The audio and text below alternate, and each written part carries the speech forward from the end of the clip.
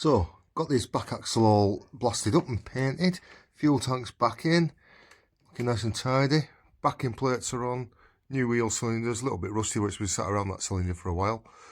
So I need to get the handbrake cables on before I can get the shoes on. So that's the axles in. I'm also doing the front end, so I've got the struts in, brand new knuckles and hubs, so I've just put the bearings in them, pressed them in. Another one there to go on the other side. I just want to show you this little cool tool I got off the internet, because these are a bit of a pain to get onto the strut. You've got to slide that up onto the strut there, and they can be really tight, especially when they're rusty and that. So this little tool here goes in that gap. I work with one hand. So it goes in that gap. And then you get a socket on it and wind it out like that, and it opens that gap up in the top of the knuckle so that it slides on really easy. It was only about a tenner that off the internet, and it's probably one of the best tools I've bought. I've always struggled knocking them on and off, and that's going to make my life a lot easier. Yeah, nice bit of kit. So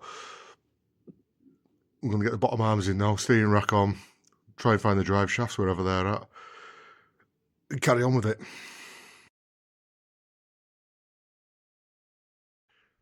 So this is the worst thing about old cars, brake shoes. I absolutely despise them. I don't know any mechanic that does like brake shoes. I'm glad I never videoed it, because you'd have heard some foul language. Honestly, they're a nightmare to fit. Springs and that pop around everywhere. We fitted all new brake shoes, cylinders, springs, everything to this. So they should be good to go for a long while. So it's got to pop the other side on now, get the drums on, we can get it back on its wheels.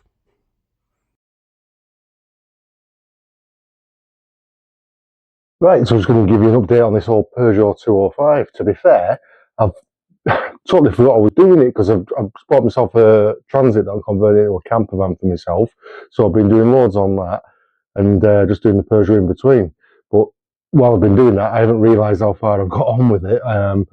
And I haven't done any more video updates or anything, so I thought I'd better show you some what I've been doing while I've been doing it in between this camper van, because it is coming together quite well now.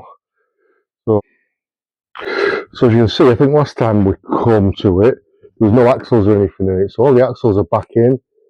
Looking lovely, all brand new brakes in it. New handbrake cables, just need the brake lines fitting. All the front suspensions all painted up nice. Obviously brand new brake lines there to go in. Brand new suspension arms. Even the knuckle, the complete knuckles, brand spanking new. Just got the caliper to go on now and the brake pads to go in. Waiting to try to find the bolts for that actually. So let's say this is just going back together. We'll just try to get it back together for now, so we can get the car on the road, and we'll probably think about respraying it next year. It's going to be mint underneath, which it is. We've wrapped painted it white underneath. Engine, all mechanics are totally brand new, totally restored, totally rebuilt. So I'm just putting it back together. The body's not bad at all, so we're just going to buff it up, get it looking nice, so we can use it over the summer, and potentially respray it next year. But the big problem is now, because I never took it apart, is finding all the parts and putting it back together. Now the big problem is with these 80s French cars, and I think anybody will feel my pain who's been in the motor trade for donkey's years, that the wiring on them was absolutely shocking. And modern cars and a lot of other cars, you can just chuck the loom in, and where it falls, it just fits into place and they're just easy to wire up. These old French things, the wiring is terrible. There's no like obvious ways that they sit in the frame of the car. There's no obvious way they drop onto the engine. They're just long, fiddly, skimpy wires that just go anywhere. So it's really difficult trying to figure out where they all go. So I'm struggling with that.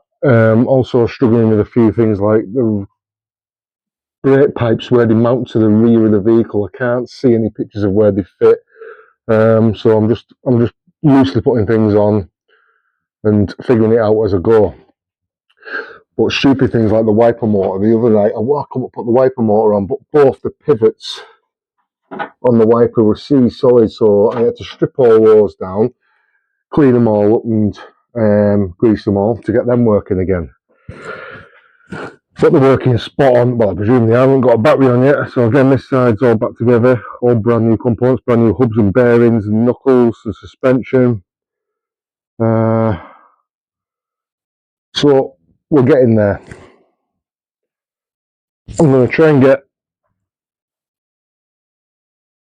the brake lines on this weekend, so it's got a brake pedal, and